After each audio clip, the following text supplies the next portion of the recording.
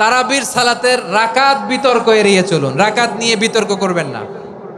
8 রাকাত 20 রাকাত নিয়ে যে মারামারি এই দেশে, এটা শয়তানের ফন্দি। চিল্লায় বলেন, এটা কার ফন্দি? আমরা 20 রাকাত পড়ি, আপনারা হয়তো 8 রাকাত পড়েন, কোনো অসুবিধা নাই। আমরা যারা 20 রাকাত আমরা পড়তেছি, আমরা 20 রাকাতের কথাই বলি। 20 রাকাত আমরা পড়বো আজীবন। সৌদি আরবে মক্কা মদিনায় 20 রাকাত পড়ে, কোনো অসুবিধা নাই। অন্যান্য মসজিদগুলো 8 রাকাত পড়ে। এই নিয়ে এদের মধ্যে মারামারি আছে? হ্যাঁ, এই জন্য রাকাত বিতর্ক এড়িয়ে চলবেন। প্রিয় ভাইয়েরা, আপনার আমল আল্লাহর কাছে কবুল হবে সংখ্যার বিচারে না উত্তমতার বিচারে? বলেন তো, সংখ্যার বিচারে না উত্তমতার বিচারে? উত্তমতার বিচারে। কত চমৎকার ভাবে আপনি আল্লাহর সামনে দাঁড়াতে পারছেন, এটা বিবেচ্য। রুকু সেজদাগুলো সুন্দরভাবে করবেন।